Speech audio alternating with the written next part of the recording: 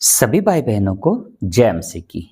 प्रभु की आशीष और उसका अनुग्रह बहुतायत से आपके ऊपर सबके होता रहे। मैं आशा करता हूँ प्रभु की आशीष और उसके अनुग्रह में राजी खुशी और कुशल से होंगे। तो आइए हम वचनों की तरफ चलते हैं। मत्ती रचित सुसमाचार अध्याय 27। मत्ती रचित सुसमाचार अध्याय 27 वचन 1 से 66 तक। 1 से 66 तक। पिलातुस के सामने यीशु। पिलातुस के सामने यीशु। जब भोर हुई तो सब महायाजकों और लोगों के पुरनियों ने यीशु के मार डालने की सम्मति की, यानी कि सलाह कर ली। वचन 2। और उन्होंने उसे बांधा और ले जाकर पिलातुस हाकिम के हाथ में सौंप दिया। यहूदा द्वारा आत्महत्या। यहूदा इस्करियोती द्वारा आत्महत्या। वचन 3।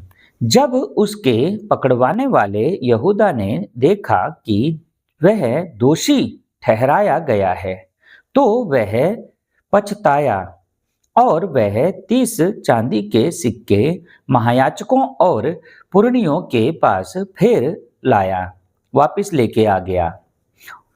और वचन 4। और कहा, मैंने निर्दोषी को घात के लिए पकड़वा कर पाप किया है। उन्होंने कहा, हमें क्या, तू ही जान कि हमें इससे क्या मतलब, हमने तो पकड़ना था और तूने पकड़वाया, अब तू जान कि पापी समझ के पकड़वाया या लालच में पकड़वाया या कैसे पकड़वाया, वो तू जिम्मेदार है इसका। तो वचन 5। तब वह उन सिक्कों को मंदिर में फेंक कर चला गया और जाकर अपने आप को फांसी लगा ली उसने, कि वो इतना पछताया कि उसने सोचा कि अब जीने का कोई हक नहीं मेरे को, कि मैंने एक निर्दोष को फंसा करके और मैंने कुछ लालच में आकर के मैंने ये गलत काम कर दिया। वचन 6। महायाजकों ने उन सिक्कों को लेकर कहा, इन्हें भंडार में रखना उचित नहीं, क्योंकि यह लहू का दाम है। वचन 7। सो उन्होंने सम्मति करके उन सिक्कों से परदेशियों के गाड़ने, जाने के मरने वालों के लिए गाड़ने के लिए मुकमार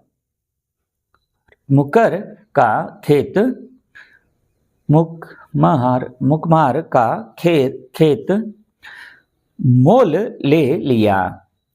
वचन 8। इस कारण वह खेत आज तक लहू का खेत कहलाता है। वचन 9। तब जो वचन यिर्मयाह भविष्यवक्ता के द्वारा कहा गया था वह पूरा हुआ कि उन्होंने वह 30 सिक्के अर्थात उस ठहराए हुए मूल्य को, जिसे इज़राइल की संतान में से कितनों ने ठहराया था, ले लिया। वचन 10। और जैसे प्रभु ने मुझे आज्ञा दी थी वैसे ही हमें कुम्हार के खेत के मूल्य में दे दिया। पिलातुस के प्रश्न किससे? प्रभु यीशु से। वचन 11। जब यीशु हाकिम के सामने खड़ा था तो हाकिम ने उससे पूछा कि क्या तू यहूदियों का राजा है? यीशु ने उससे कहा, तू आप ही कह रहा है। वचन 12। जब महायाजक और पुरनिये यीशु पर दोष लगा रहे थे तो यीशु ने कुछ उत्तर ना दिया। वचन 13। इस पर पिलातुस ने यीशु से कहा, क्या तू नहीं जानता कि ये तेरे विरोध में कितनी गवाहियां दे रहे हैं?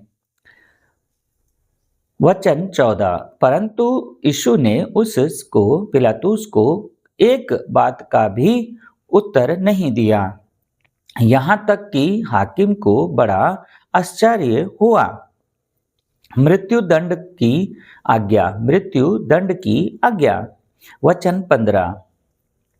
और हाकिम की यह रीति थी कि उस पर्व में लोगों के लिए किसी एक बंधुए को जिसे वह चाहते थे छोड़ देता था। वचन 16। उस समय बरअब्बा नाम उन्हीं में का एक नामी बंधुआ था। वचन 17। सो जब वह इकट्ठे हुए तो पिलातुस ने उनसे कहा, तुम किसको चाहते हो कि मैं तुम्हारे लिए छोड़ दूं, बरअब्बा को या यीशु को, जो मसीही कहलाता है। वचन 18। क्योंकि वह जानता था कि उन्होंने उसे डाहा जाने के धोखे से पकड़ा है। वचन 19। जब वह न्याय की गद्दी पर बैठा हुआ था तो उस पिलातुस की पत्नी ने उससे पिलातुस से कहला भेजा कि तू उस यीशु धर्मी के मामले में हाथ ना डालना, क्योंकि मैंने आज स्वप्न में उसके कारण बहुत दुख उठाया है। वचन 20। महायाजकों और पुरनियों ने लोगों को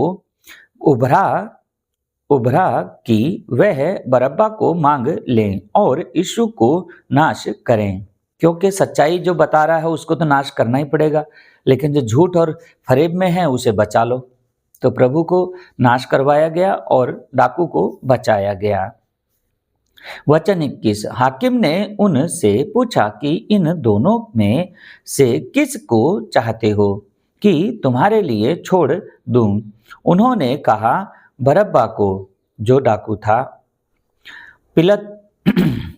वचन 22।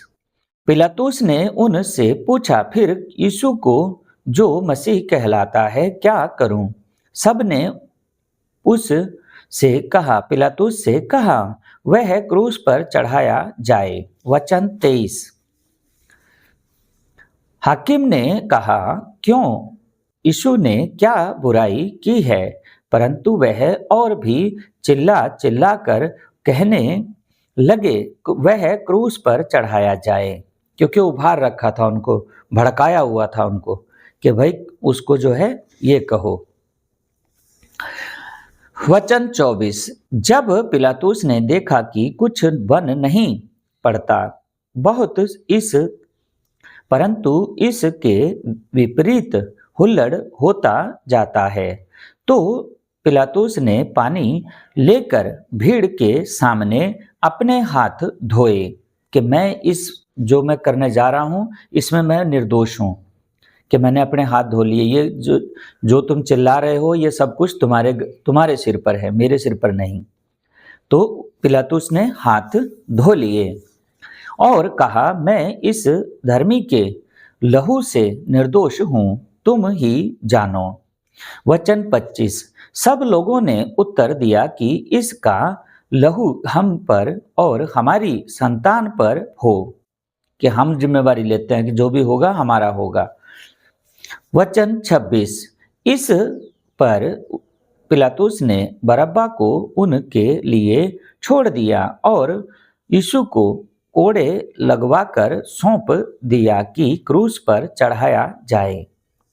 सिपाहियों द्वारा ठट्ठों में उड़ाया जाना। किसको? प्रभु यीशु को सिपाहियों द्वारा ठट्ठों में उड़ाया जाना। वचन 27। तब हाकिम के सिपाहियों ने यीशु को किले में ले जाकर सारी पलटन उसके चारों ओर इकट्ठी की। वचन 28। और उसके कपड़े उतारकर उसे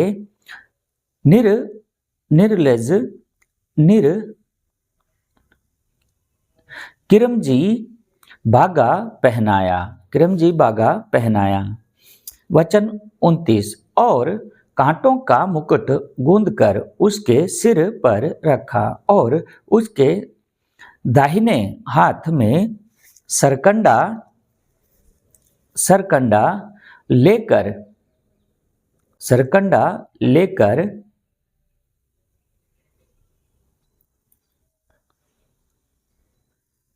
वचन 30 और उस पर थूका और वही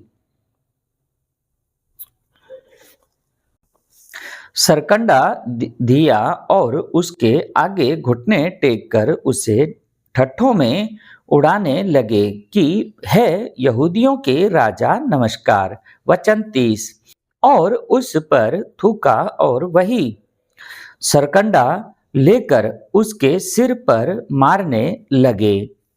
वचन 31 जब वह उसका ठट्ठा कर चुके तो वहां वह बागा उस पर से उतार कर फिर उसी के कपड़े उसे पहनाए और क्रूस पर चढ़ाने के लिए ले चले। यीशु का क्रूस पर चढ़ाया जाना। यीशु का क्रूस पर चढ़ाया जाना।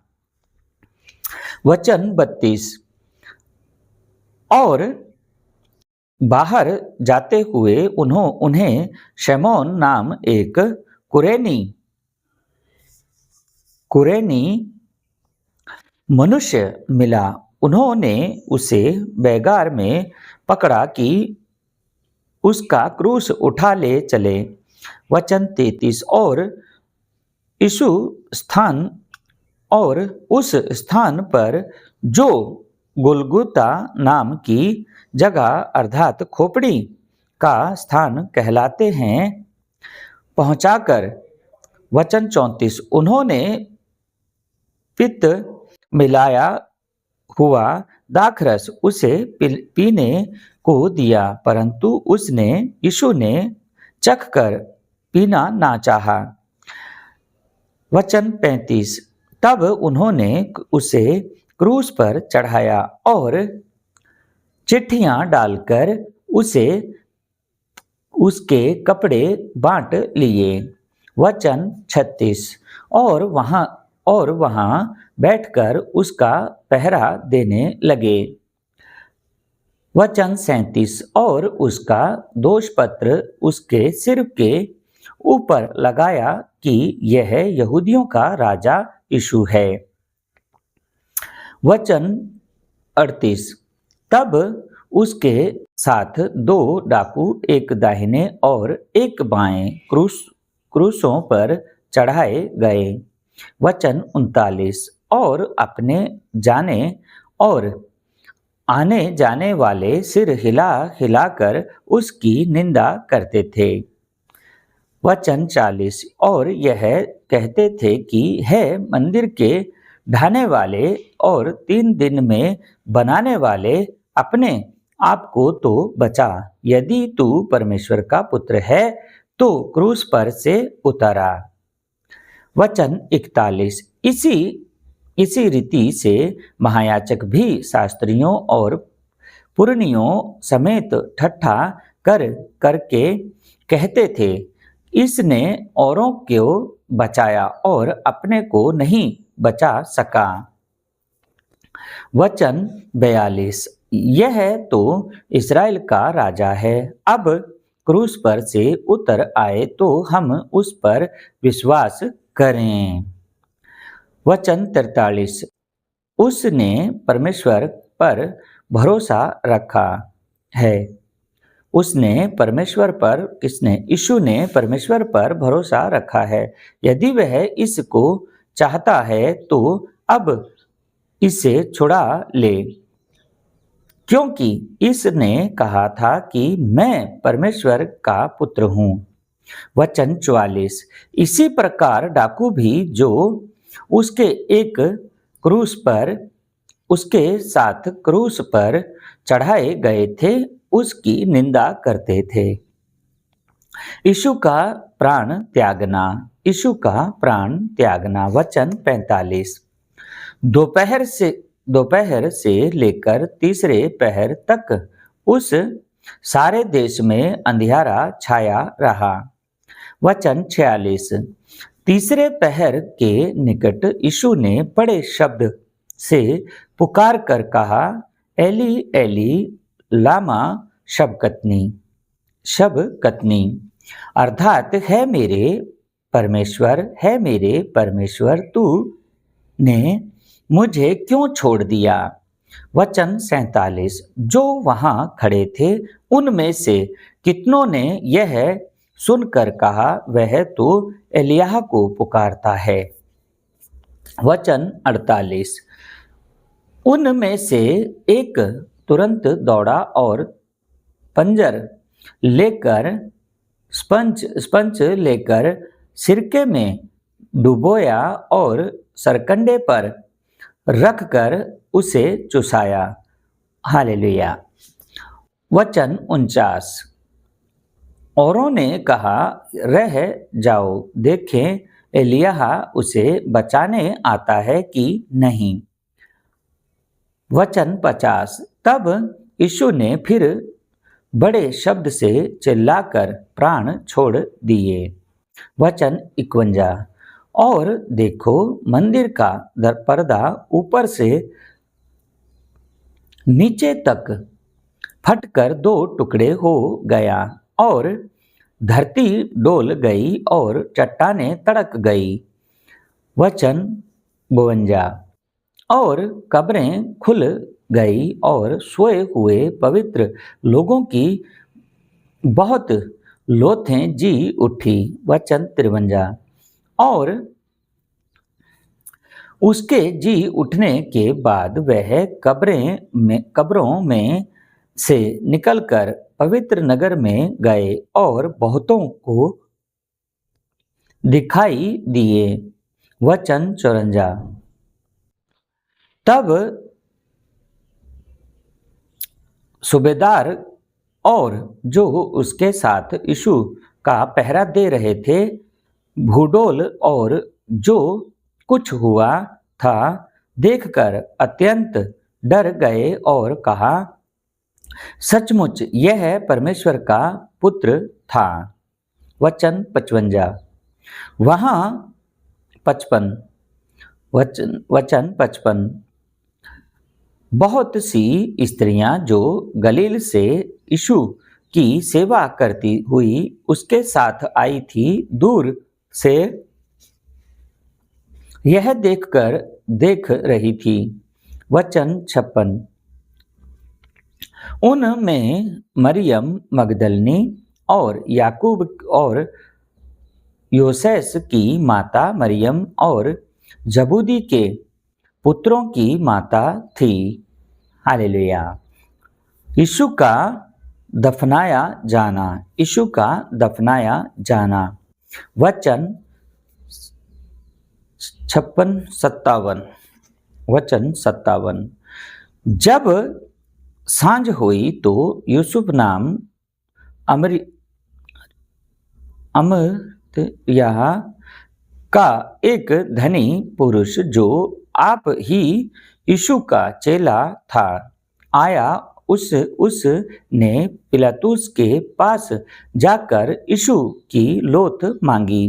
वचन 58। इस पर पिलातुस ने देने की आज्ञा दी। वचन 59। यूसुफ ने लोथ को लेकर उसे उज्ज्वल चादर में लपेटा। वचन 60। और उसे अपनी नाई कब्र में रख, जो उसने चट्टान में खुदवाई थी, और कब्र के द्वार पर बड़ा पत्थर लुढ़कवा कर चला गया। वचन 61। और मरियम मगदलनी और दूसरी मरियम वहां कब्र के सामने बैठी थी। कब्र पर पहरा। वचन 62।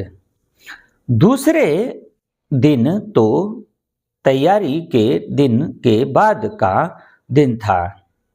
महायाजकों और फरीसियों ने पिलातुस के पास इकट्ठे होकर कहा। वचन 63। है महाराज, हमें स्मरण है कि उस भरमाने वाले ने अपने जीते जी कहा था कि मैं 3 दिन के बाद जी उठूंगा। वचन 64। सो आज्ञा दे कि तीसरे दिन कब तक कब्र की रखवाली की जाए, ऐसा ना हो ऐसा ना हो कि उसके चेले आकर उसे चुरा ले जाएं और लोगों से कहने लगें कि वह मरे हुओं में से जी उठा है। तब पिछला धोखा पहले से भी बुरा होगा। वचन 65। पिलातुस ने उनसे कहा, तुम्हारे पास पहरुए तो हैं, जाओ अपनी समझ के अनुसार रखवाली करो। वचन 66। सो वह पहरुओं को साथ लेकर गए और पत्थर पर मोहर लगाकर कब्र की रखवाली की। हालेलुया, आमीन। तो मेरे भाई मेरी बहन, ऐसे ही वचनों को आगे तक समझते जाओ और पढ़ते जाओ। जितना आप वचनों में गहराई में जाएंगे उतने ही आपकी समझ भी बढ़ेगी और प्रभु की आशीष और उसके अनुग्रह में ऐसे ही राजी खुशी और कुशल से आगे बढ़ते जाएंगे। तो जिन चीजों के लिए, जिन पापों के लिए हमें मना किया गया है कि हमें उनके करीब नहीं जाना है, तो हमें नहीं जाना है। तो मेरे भाई मेरी बहन, ऐसे ही वचनों को सुनते रहिए और आगे बढ़ते जाइए और दूसरों तक भी ये वचन पहुंचाइए। आज के लिए इतना ही।